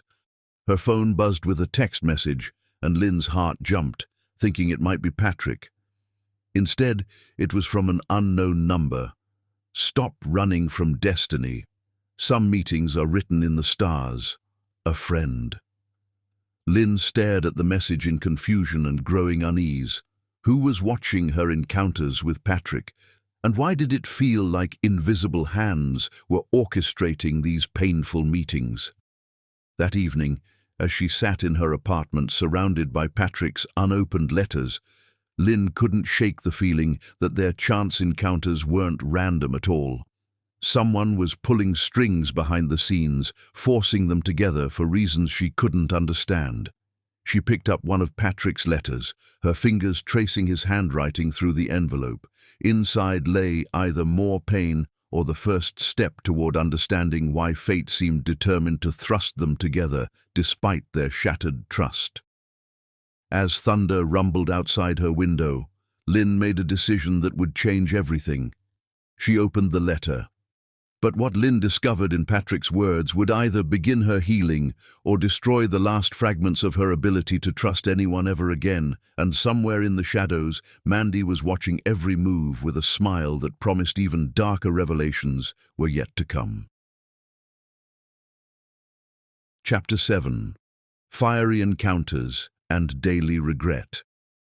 When love and hate collide in the same heart, they create a fire so intense it can either forge something unbreakable or burn everything to ashes. And Lynn was about to discover which flame burned hotter in her soul. The letter in Lynn's trembling hands contained words that cut deeper than any knife Patrick could have wielded. Written in his distinctive handwriting, each sentence dripped with raw pain and desperate regret that made her chest ache despite her fury. My beautiful Lynn. I sit in our favorite spot in the garden every night, staring at the bench where you used to read poetry while I fell in love with your voice all over again. The roses you planted are blooming, but they look sad without your smile to give them meaning. I burned all my expensive clothes today because they remind me of the arrogant man who thought he deserved you. I keep only the watch you gave me for my birthday because it's the last piece of your love I'm allowed to hold. I replay that night with your mother 1,000 times, trying to understand how I became so weak. I was drunk, scared of not being worthy of you, and when she cried about feeling forgotten, I thought I was being kind. Instead, I was being the biggest fool who ever lived. I don't sleep anymore. Every time I close my eyes, I see your face when you discovered the truth. I see the trust dying in your eyes, and I know I killed the most beautiful thing in this world. I love you beyond words, beyond reason, beyond my own pathetic life. Even if you never forgive me, I'll spend every breath trying to become worthy of the love you gave me. Forever yours, Patrick. Lynn crumpled the letter in her fists, fresh tears streaming down her face as Patrick's pain reached through the paper and grabbed her heart. She hated that his suffering affected her, hated that part of her still loved the man who had destroyed everything she believed in. I won't feel sorry for him, she whispered to her empty apartment. I won't let his regret manipulate me like his weakness manipulated him. But even as she spoke the words, Lynn found herself reading the letter again. searching for lies in Patrick's desperation and finding only authentic agony that matched her own. The next morning brought another cruel twist of fate. Lynn's car broke down on Riverside Drive, steam pouring from under the hood as morning commuters honked impatiently around her disabled vehicle. She called her usual mechanic, only to discover he was booked for 2 weeks. "Try Rodriguez Auto Repair on 5th Street, suggested the mechanic. "They're honest, affordable, and take walk-ins." Lynn had no choice but to have her car towed to the unfamiliar shop, unaware that fate was once again orchestrating their collision course. She arrived at Rodriguez Auto Repair to find a modest building with grease-stained floors and the smell of motor oil thick in the air, a world away from the luxury she had grown accustomed to during her relationship with Patrick. "Can I help you, miss?" asked an elderly Hispanic man with kind eyes and oil-stained overalls. "My car overheated," Lynn explained, gesturing toward her towed vehicle. "I need someone to look at the engine." "No problem. Hey, Patrick," the man called toward the back of the garage. "We got a customer with an overheated engine." Lynn's blood turned to ice as a familiar figure emerged from beneath a raised pickup truck, his face and clothes covered in grease, his expensive watches replaced by simple work gloves. Patrick Mahomes, the millionaire who had owned the city's most prestigious car dealership, was working as a common mechanic in a neighborhood auto shop. Their eyes met across the garage, and the wrench Patrick was holding clattered to the concrete floor with a metallic crash that echoed through the sudden silence. "You work here?" Lynn asked, her voice filled with disbelief. Patrick wiped his greasy hands on a rag, his movements nervous and uncertain. "I started last week. I needed to learn how to work with my hands, to understand what honest labor feels like." "The mighty Patrick Mahomes, reduced to changing oil and fixing brakes," Lynn said, her voice dripping with bitter sarcasm. "How the powerful have fallen." "I deserve that," Patrick replied quietly, his eyes never leaving her face. "I deserve every cruel word you want to throw at me." Rodriguez, sensing the tension but not understanding its source, cleared his throat awkwardly. "You two know each other?" "We used to," Lynn said, her voice sharp enough to cut glass, "before he became an expert at destroying everything he touched." Patrick flinched as if she had slapped him, but he didn't defend himself. Instead, he gestured toward her car with professional courtesy that felt surreal given their history. "Let me look at your engine," he offered. "I won't charge you anything. It's the least I can do after—" He stopped himself, unwilling to speak their private pain in front of strangers. "I don't want your charity," Lynn snapped, but Rodriguez had already started examining her car. "Looks like your radiator's shot," the older man announced. "It's going to take a few hours to fix, and we'll need to order parts. You can wait in the office if you want, or come back tomorrow." Lynn felt trapped. She needed her car for work, but spending hours in the same building as Patrick felt like emotional torture. "How much will it cost?" "About $800, Rodriguez replied apologetically. "I know it's steep, but—" "I'll cover it," Patrick interrupted, pulling cash from his wallet. "No," Lynn said firmly, her pride flaring. "I pay my own bills." "Lynn, please," Patrick said softly. "Let me do this one small thing. You shouldn't have to suffer financially because of my mistakes." Their argument was interrupted when Mrs. Henderson, an elderly woman with a walker, hobbled into the garage looking distressed. "Excuse me," she said to Rodriguez. "My grandson called about my car, but I can't afford the $3,000 repair. Is there any way you could work with me on the price? It's all the money I have left this month." Rodriguez looked uncomfortable. "Ma'am, I wish I could, but the parts alone cost—" "I'll pay for Mrs. Henderson's repair," Patrick said immediately, stepping forward with his wallet. "Whatever it costs, put it on my tab." "Young man, I can't let you do that," Mrs. Henderson protested, but Patrick was already handing Rodriguez a stack of bills. "My grandmother always said that helping strangers is how we prove we're worthy of God's love," Patrick explained gently. Please let me honor her memory by helping you." Lynn watched this exchange with growing confusion. The Patrick she remembered had been generous, but practical, not someone who threw money at strangers' problems. This man, covered in grease, working for wages instead of profits, giving away cash without expecting anything in return, seemed like a completely different person. "Why are you really here?" Lynn asked Patrick once Mrs. Henderson had left with grateful tears. "Why are you working in a garage when you own a car empire?" Patrick set down his tools and looked at her with eyes that held depths of pain she had never seen before. "Because the man who owned that empire was arrogant, entitled, and weak enough to betray the only woman who ever mattered. I'm trying to become someone different, someone who might be worthy of breathing the same air as you." "You think working with your hands will magically erase what you did?" Lynn demanded, her voice rising with renewed anger. "You think playing humble will make me forget that you slept with my mother?" "No," Patrick said simply, his honesty cutting through her fury. "I think learning humility might help me understand why I was foolish enough to risk losing you. I think honest work might teach me the value of things that can't be bought or sold." Lynn stared at him for a long moment, studying the grease under his fingernails and the exhaustion in his eyes. This wasn't the confident millionaire who had swept her off her feet with grand gestures and expensive gifts.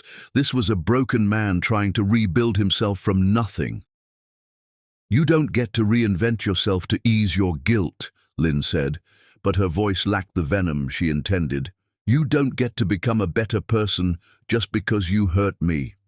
"You're right," Patrick agreed, his acceptance of her anger somehow making it harder for Lynn to maintain her fury. "I don't get to do anything. I lost that right when I betrayed your trust. But I can't stop trying to become worthy of the love you gave me, even if you never give it again." Rodriguez returned from the parts room, breaking the tension with news about Lynn's car. "Good news. I had the radiator in stock. Patrick can have it fixed in 2 hours if you want to wait." Lynn found herself nodding before her rational mind could object.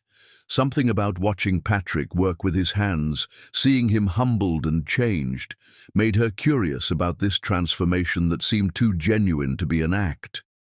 For the next 2 hours, Lynn sat in the small office, watching through the window as Patrick worked on her engine with focused intensity.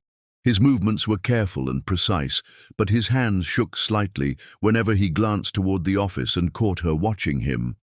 During his lunch break, Patrick sat on a crate outside the garage, eating a simple sandwich instead of the gourmet meals he used to enjoy. Lynn found herself walking outside, drawn by impulses she didn't understand. "You're really doing this," she said, gesturing at his work clothes and humble surroundings. "You're really giving up everything."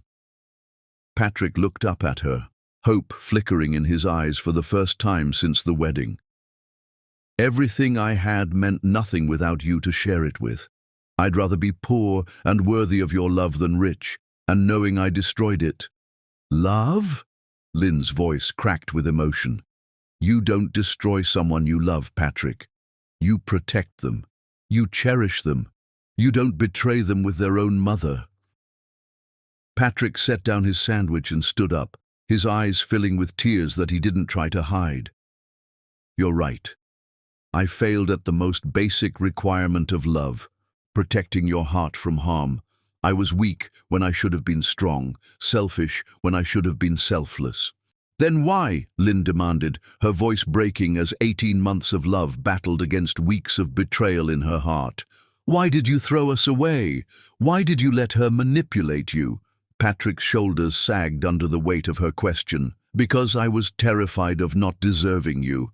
Because I knew a woman like you, kind, pure, beautiful inside and out, was too good for a man like me. When your mother said you were too young and naive to understand real passion, it fed every insecurity I had about our relationship. So you proved her right by being exactly as weak as she said you were," Lynn said, her words cutting deep. "Yes," Patrick admitted, the simple acknowledgement hitting harder than any angry accusation. I proved that I was everything she said, weak, unworthy, and too broken to protect the most precious thing in my life.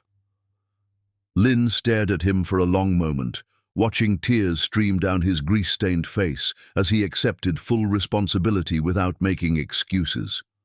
The sight of Patrick, once so proud and powerful, reduced to genuine humility, stirred something in her chest that she desperately wanted to ignore. "Your car's ready," Rodriguez called from the garage, breaking the spell between them. Lynn walked back toward her repaired vehicle, leaving Patrick standing alone in the parking lot. But as she reached her car door, she turned back one final time. "Patrick," she called, her voice softer than it had been since the wedding. "Yes," he answered immediately, hope flooding his features. "Thank you for fixing my car," she said quietly, "and for Mrs. Henderson. That was kind." Before Patrick could respond, Lynn drove away, leaving him standing in the afternoon sunlight with the first spark of hope he had felt in weeks warming his broken heart. But neither of them noticed Mandy's car parked across the street, or the satisfied smile on her face as she watched their encounter through binoculars. Her plan was working perfectly, keeping them apart while torturing them with glimpses of what they had lost. The game was far from over, and Mandy had more moves to make before her ultimate victory. But she had underestimated the power of genuine regret and the magnetic force that still pulled two broken hearts toward each other against all odds. Chapter 8. The Internal War and Patrick's Suffering. The heart is a battlefield where love and betrayal wage war with weapons made of memory, and Lynn Biendolo was about to discover that some wars destroy the soldier fighting them from the inside out. Lynn's apartment had become a shrine to indecision. Patrick's unopened letters covered her coffee table like fallen leaves, each envelope representing another sleepless night of his regret. She had read 3 of them, and each one had chipped away at the armor of anger she was desperately trying to maintain around her shattered heart. She sat cross-legged on her bedroom floor, still wearing the simple black dress she had worn to work, staring at her reflection in the full-length mirror that had once shown her in wedding gowns and evening wear during happier times. The woman looking back at her was thinner, paler, and carried shadows under her eyes that spoke of weeks spent battling her own emotions. "He's changing his entire life," Lynn whispered to her reflection, thinking about Patrick working in the garage with grease under his fingernails and humility in his eyes. But does that erase what he did? Does transformation equal forgiveness? Her phone buzzed with yet another call from her Aunt Rebecca, the 5th one today. Lynn let it go to voicemail, unable to face another conversation about moving on and finding someone better. Everyone had opinions about her situation, but none of them understood the war raging inside her chest. The truth was terrifying. Despite everything that had happened, Lynn's heart still raced when she saw Patrick.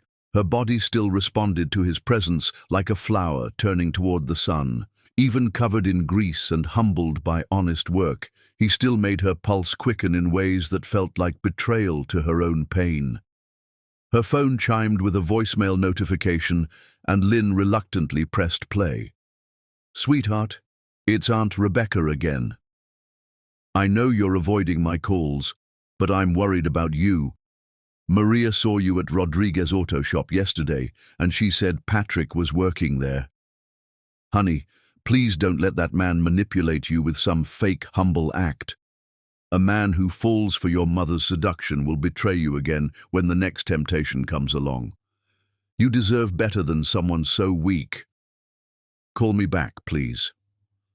Lynn deleted the message and immediately received a text from her cousin Maria. "Girl, you better not be falling for his sob story. Rich men always think they can buy forgiveness with grand gestures. He's probably laughing with his friends about how gullible you are." But the Patrick she had seen at the garage didn't look like someone who was laughing about anything. He looked like someone who was dying slowly from the inside out, using work and charity to distract himself from unbearable guilt.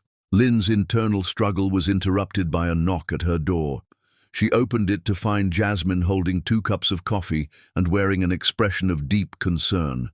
"You look terrible," Jasmine said bluntly, pushing past Lynn into the apartment. "When's the last time you ate something that wasn't delivered?" "I'm fine," Lynn lied, but her best friend wasn't fooled. "You're not fine. You're fighting a war with yourself, and it's destroying you." Jasmine set the coffee cups on the table beside Patrick's letters and studied Lynn with the keen eye of someone who had known her for years. "Talk to me. What's really going on in your head?" Lynn collapsed onto her couch, pulling a throw pillow against her chest like armor. "I keep thinking about what he said at the garage. About learning to be worthy of the love I gave him. What if he's really changing? What if his regret is genuine? And what if it's not?" Jasmine countered. "What if this is all an elaborate performance to win you back? Rich men are masters at manipulation, Lynn. They don't become millionaires by being honest and humble." "But you didn't see him, Jasmine."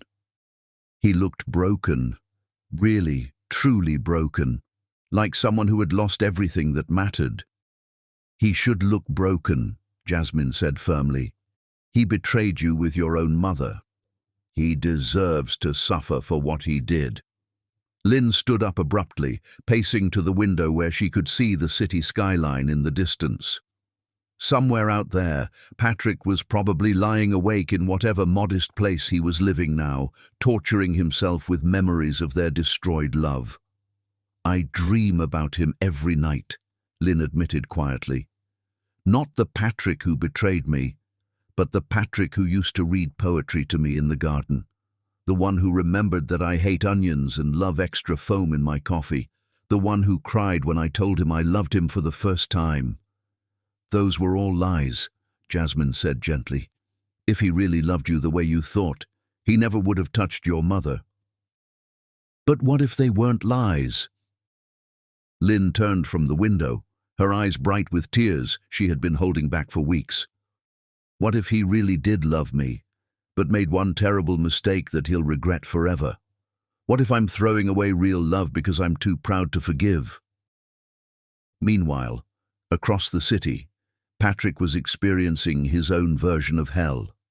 He sat in his tiny studio apartment, a shocking contrast to the mansion he had sold to donate more money to charity, staring at a framed photo of Lynn that he had taken during their weekend in Napa Valley. She was laughing at something he had said, her head thrown back in pure joy, her eyes sparkling with the kind of happiness that made everything else in the world fade away. "I'm sorry," he whispered to the photo, a nightly ritual that had become his only prayer. "I'm so sorry I wasn't strong enough to protect what we had." His apartment was spartanly furnished with only the essentials: a bed, a small table, a single chair, and walls covered with pictures of Lynn during their happiest moments. He had kept nothing else from his former life except the watch she had given him and the memories that tortured him every waking moment. Patrick's phone rang, and he glanced at the screen to see James's name. His former best man had been calling daily, worried about Patrick's complete transformation from successful businessman to broken laborer. "Hey, James," Patrick answered, his voice hoarse from another sleepless night. "Patrick, this has gone too far," James said without preamble. "I just drove by Rodriguez's shop and saw you under the hood of some stranger's car. You're a millionaire businessman, not a mechanic. This self-punishment needs to stop." "I'm not punishing myself," Patrick replied, walking to his single window that overlooked an alley instead of the ocean view he used to enjoy. "I'm trying to learn what it means to earn something instead of buying it." "You're having a breakdown," James insisted. "Lynn's not coming back, Patrick. She humiliated you in front of 300 people. You need to accept that and move on with your life." Patrick's grip tightened on the phone. "Move on? James, do you know what I see every time I close my eyes?" Lynn's face when she discovered the truth. The trust dying in her eyes. The way she looked at me like I was a stranger who had murdered her dreams. It was one mistake. It was the only mistake that mattered. Patrick's voice cracked with emotion. I had everything, her love, her trust, her beautiful heart, and I threw it away for one moment of weakness. How do you move on from destroying paradise? James sighed heavily. By accepting that some things can't be fixed and focusing on rebuilding your life. You're Patrick Mahomes. You're worth hundreds of millions. You can have any woman you want. I don't want any woman, Patrick said quietly. I want Lynn. I want the woman who saw past my money and loved the man underneath all the wealth. I want the girl who used to fall asleep reading in my lap while I played with her hair. I want the love I was stupid enough to destroy. After hanging up, Patrick opened his journal, a habit he had developed to process the tsunami of regret that threatened to drown him daily. Tonight's entry began like all the others. Day 23 without Lynn. I woke up screaming her name again. The nightmares are getting worse. I dream that she forgives me, and then I wake up to remember that I destroyed everything beautiful in my life. Today, Mrs. Henderson brought me cookies to thank me for fixing her car. She said I reminded her of her late husband, who spent his life helping others. I wanted to tell her she was wrong, that I'm not a good man, just a broken one trying to learn what goodness looks like. I saw Lynn today at the garage. She looked at me like I was a stranger, but for one moment I thought I saw something else in her eyes. Not forgiveness. I don't deserve that yet, but maybe she saw that I'm really trying to change. I would cut off my arm to undo that night with Mandy. I would give up every penny, every car, every breath in my lungs if it meant Lynn could trust me again, but wanting something and deserving it are two different things. I love her more than my own life. That's the only truth I have left. Patrick closed the journal and walked to his bathroom mirror, staring at the man looking back at him. Gone was the confident millionaire with perfect hair and expensive clothes. In his place stood someone with calloused hands, tired eyes, and a face marked by genuine remorse. You did this, he told his reflection. You had an angel, and you chose to be a devil for one night. Now you have to live with the consequences. He touched the watch Lynn had given him, the only expensive item he hadn't sold or donated, and felt fresh tears sting his eyes. The watch still kept perfect time, but Patrick's world had stopped the moment Lynn walked away from their wedding altar. Across the city, Lynn was having her own confrontation with the mirror. She stood in her bathroom, gripping the marble sink as she studied her reflection with brutal honesty. You still love him, she whispered to herself. After everything he did, after all the humiliation, you still love Patrick Mahomes. The admission felt like a knife twisting in her chest. How could she still love someone who had betrayed her so completely? How could her heart be so foolish as to respond to his transformation when her mind knew better? Her phone buzzed with another message, this one from an unknown number again. True love isn't about never falling down. It's about getting back up together. Some bridges can be rebuilt stronger than before. A friend. Lynn stared at the cryptic message, her pulse quickening. Someone was definitely watching her, sending these mysterious texts at moments when her resolve was weakest. But who? And why did they seem so invested in her relationship with Patrick? She walked to her window and looked out at the street below, searching for signs of surveillance. A dark sedan was parked across the street, its occupant hidden behind tinted windows, but as Lynn watched, the car pulled away into the night.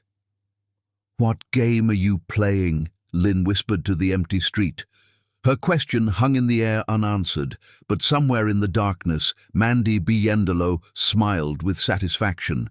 Her daughter and Patrick were both suffering exactly as planned, dancing to her puppet strings without even realizing who held the controls. The war for their hearts was far from over, and Mandy intended to win completely. But fate was preparing to deal a hand that even Mandy couldn't predict.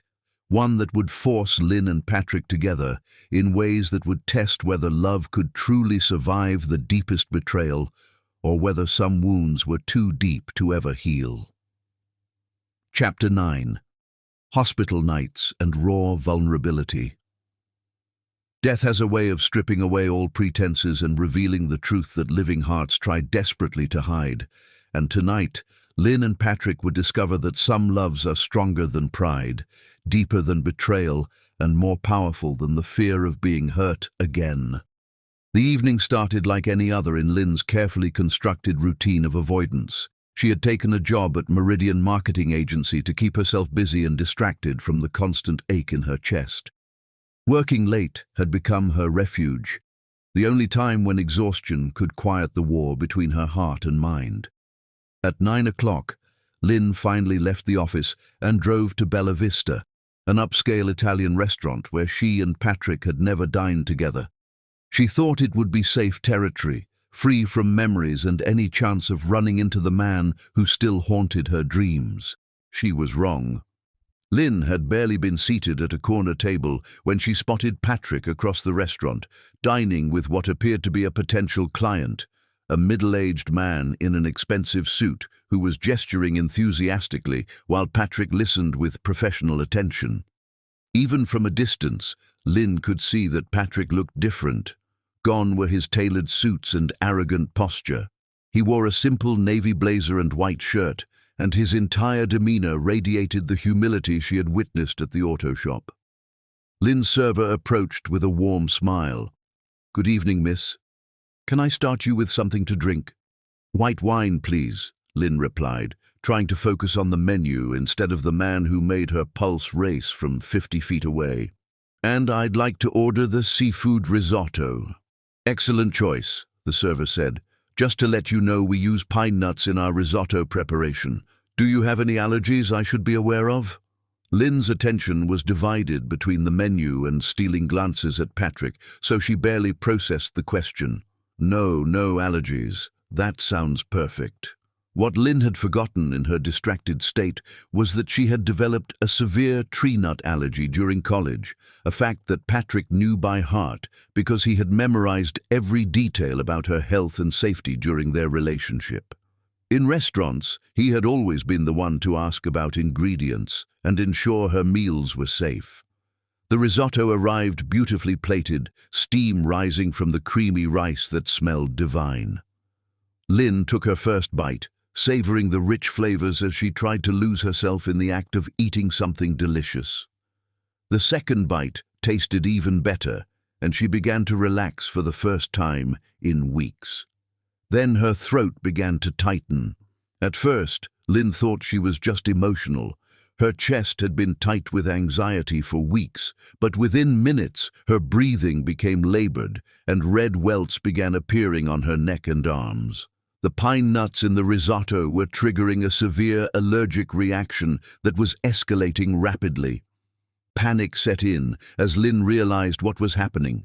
She tried to signal the server, but her throat was closing too quickly for her to speak clearly. Her vision began to blur as her airway constricted, and she knocked over her wine glass in her struggle to breathe. Across the restaurant, Patrick's business conversation stopped mid-sentence as some instinct made him turn toward Lynn's table. What he saw made his blood turn to ice. Lynn was clutching her throat, her face flushed red, and she was clearly in severe distress. "Call 911!" Patrick shouted as he leapt from his table, abandoning his client and racing across the restaurant with his heart pounding in absolute terror. "She's having an allergic reaction." He reached Lynn's table just as she began to lose consciousness, her body going limp in the chair as her breathing became dangerously shallow. Without hesitation, Patrick scooped her into his arms, her head falling against his chest as he felt for her pulse with trembling fingers. "Lynn, stay with me," he whispered desperately, carrying her toward the exit as restaurant staff cleared the way. "Don't you dare leave me. I can't lose you like this." The valet had Patrick's car ready in seconds, and he laid Lynn carefully in the passenger seat, her beautiful face now swollen and her breathing barely audible. Patrick's hands shook violently as he started the engine, but his voice remained steady as he spoke to her unconscious form. "I'm getting you to the hospital, my love. You're going to be okay. I won't let anything happen to you." Patrick broke every speed limit racing to Metropolitan General Hospital, running red lights and weaving through traffic while keeping one hand on Lynn's wrist to monitor her fading pulse. He had never been more terrified in his entire life, not when he was building his business empire, not when he was facing financial ruin, not even when Lynn had left him at the altar. "Don't take her from me," he prayed to whatever force controlled the universe. "I know I don't deserve her, but please don't let her die because of my sins." He screeched into the hospital emergency bay and carried Lynn through the automatic doors, shouting for help as medical staff rushed toward them with a gurney. As they transferred Lynn from his arms to the hospital bed, Patrick felt like he was losing pieces of his soul. "What's her name?" asked Doctor. "Rachel Torres, the emergency physician who took charge of Lynn's care." "Lynn Biendolo," Patrick answered immediately. "She's allergic to tree nuts. She had seafood risotto with pine nuts about 20 minutes ago. Her pulse is weak and her breathing is severely compromised." Dr. Torres looked at Patrick with professional curiosity as nurses began administering emergency treatment. "Are you her husband?" The question hit Patrick like a physical blow. "I was supposed to be," he whispered, watching helplessly as medical professionals worked to save the woman he loved. "I was supposed to protect her from everything, including this." "Sir, we need you to step back while we work," a nurse said gently, but Patrick couldn't move. The thought of leaving Lynn's side, even for medical treatment, felt impossible. "Please," Patrick begged Dr. Torres, "let me stay with her. She's alone in this world because of mistakes I made. Don't make her wake up alone too." Something in Patrick's voice, the raw desperation of a man watching his universe collapse, made Dr. Torres nod. "You can stay, but keep out of the way." For the next 3 hours, Patrick sat in a plastic chair beside Lynn's hospital bed, holding her hand while machines monitored her vital signs. He had never felt more helpless in his life. All his wealth, all his business success, all his connections meant nothing when the woman he loved was fighting for her life. "I should have been there," Patrick whispered to Lynn's unconscious form, his thumb tracing circles on her palm the way he used to when she had nightmares. "I should have been protecting you, asking about ingredients, keeping you safe like I promised I always would." As the night wore on, Patrick's vigil became a marathon of whispered confessions and desperate promises. He told Lynn's sleeping form about every moment of regret he had experienced since the wedding, about the letters he wrote but never sent, about the sleepless nights when he walked the streets of their city just hoping to catch a glimpse of her. "I burned everything that reminded me of the man I used to be," he confessed to her still form. "I gave away the cars, the money, the mansion, everything except the watch you gave me, because it's the only piece of your love I have left. I've been working 18-hour days at the garage, learning humility from people who have nothing but still show kindness." Lynn's breathing gradually improved as the medications worked, but she remained unconscious, her face peaceful despite the trauma her body had endured. Patrick studied every detail of her features, the curve of her cheekbones, the length of her eyelashes, the small scar on her chin from a childhood accident she had told him about during one of their late-night conversations. "I memorized everything about you," he whispered, tears streaming down his face. "The way you scrunch your nose when you're thinking hard. How you always order extra foam in your coffee. The fact that you sing off-key in the shower, but it's the most beautiful sound in the world. I kept all those memories because they're the only proof I have that I was once worthy of something perfect." Dawn was breaking through the hospital windows when Lynn's eyelids finally fluttered open. Her vision was blurry, her throat felt raw, and her entire body ached. But the first thing she saw was Patrick's face, inches from hers, his eyes red-rimmed with exhaustion and tears. "You stayed," she whispered, her voice barely audible. Patrick's face crumpled with relief so intense it was almost painful to witness. "I couldn't leave you. I know I don't have the right to be here, but I couldn't leave you alone." Lynn tried to sit up, wincing as her body protested. "How long was I unconscious?" 6 hours, Patrick replied, helping her adjust her pillows with the gentleness he had always shown her. "You almost died, Lynn. Your throat closed completely. If we hadn't gotten you here when we did..." The reality of how close she had come to death hit Lynn like a wave. She could have died alone in that restaurant, and Patrick, despite everything between them, had been the one to save her life. "Why were you there?" she asked, studying his face for signs of manipulation or calculated planning. "Business dinner with a potential client," Patrick answered honestly. "But the moment I saw you in distress, nothing else mattered. Not business, not my pride, not even the fact that you hate me. I just knew I had to save you." Lynn stared at him for a long moment, seeing exhaustion, genuine fear, and something else she was afraid to identify. "You look terrible." Patrick's laugh was hollow, but held a note of relief that she was awake and talking. "I haven't slept since the wedding. Every time I close my eyes, I see your face when you discovered the truth, and I can't bear it." "Patrick," Lynn began, but he gently placed a finger over her lips. "Don't say anything yet," he whispered. "Just rest. Just let me be grateful that you're alive and breathing and still in this world, even if you never want to see me again." Dr. Torres entered the room with Lynn's test results, breaking the intimate moment between them. "Good news. The reaction is under control and your vitals are stable. But I want to keep you for observation for another 12 hours. "I'll stay with her," Patrick said immediately. "No," Lynn said firmly, though her voice lacked conviction. "You don't need to." "I need to," Patrick interrupted, his voice carrying desperation he couldn't hide. "Please, Lynn, let me do this one thing right. Let me be here to protect you like I should have been doing all along." Lynn looked into his eyes and saw something that made her chest tighten, not manipulation or calculation, but pure, raw love, mixed with regret so deep it had changed him fundamentally. The Patrick sitting beside her hospital bed wasn't the arrogant millionaire who had betrayed her. This was someone broken and rebuilt, humbled and desperate to prove his transformation was real. "Okay," she whispered, the word escaping before she could stop it. "You can stay." Patrick's relief was so profound that fresh tears spilled down his cheeks. "Thank you. Thank you for letting me be here when you needed help."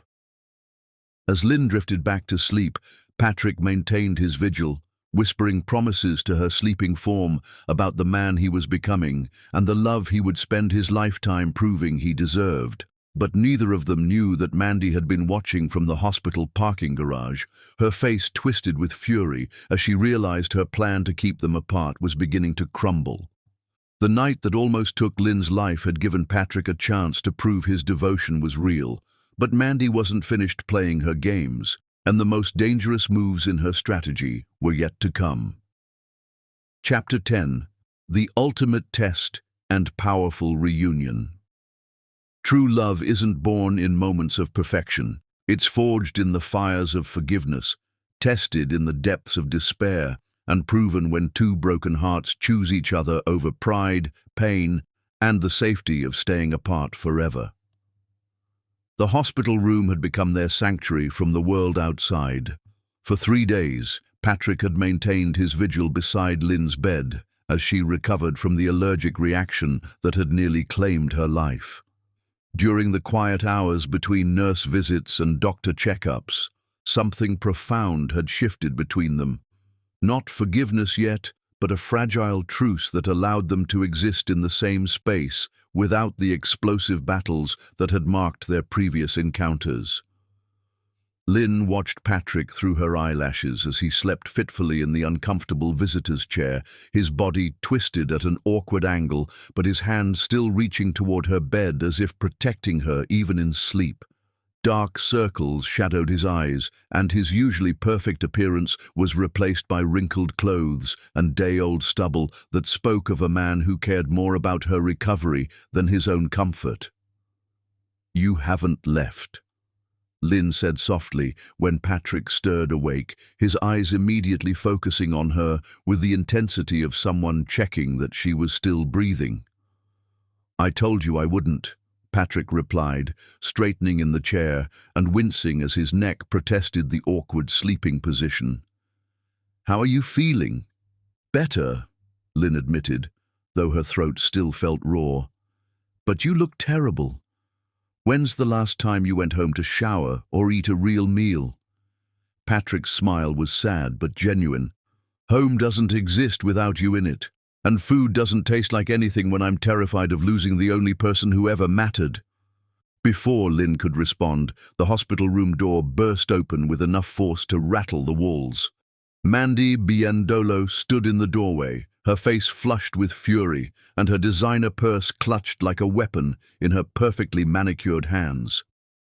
"What is he doing here?" Mandy demanded, pointing an accusing finger at Patrick. "How dare you manipulate my daughter when she's vulnerable and sick?" Patrick stood up immediately, positioning himself between Mandy and Lynn's hospital bed with protective instincts that surprised even him. "I'm not manipulating anyone. Lynn almost died, and I'm making sure she's safe." "Safe?" Mandy's laugh was sharp and cruel. "She's in danger because of you.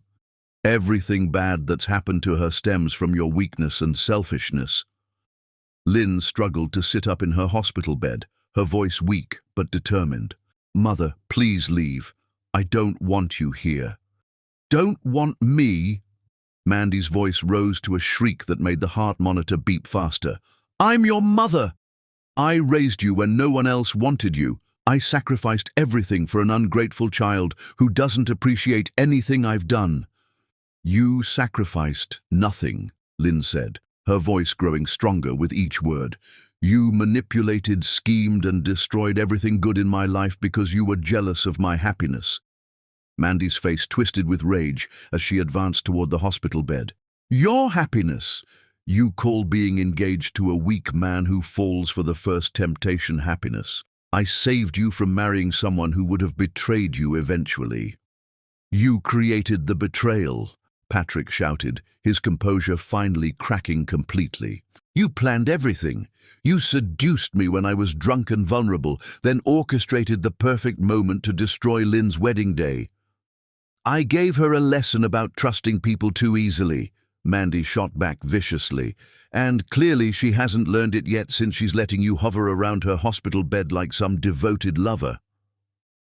Lynn's heart monitor began beeping rapidly as her stress levels spiked. The confrontation was becoming too much for her weakened system, and Patrick noticed immediately. "Get out," Patrick said to Mandy, his voice deadly quiet.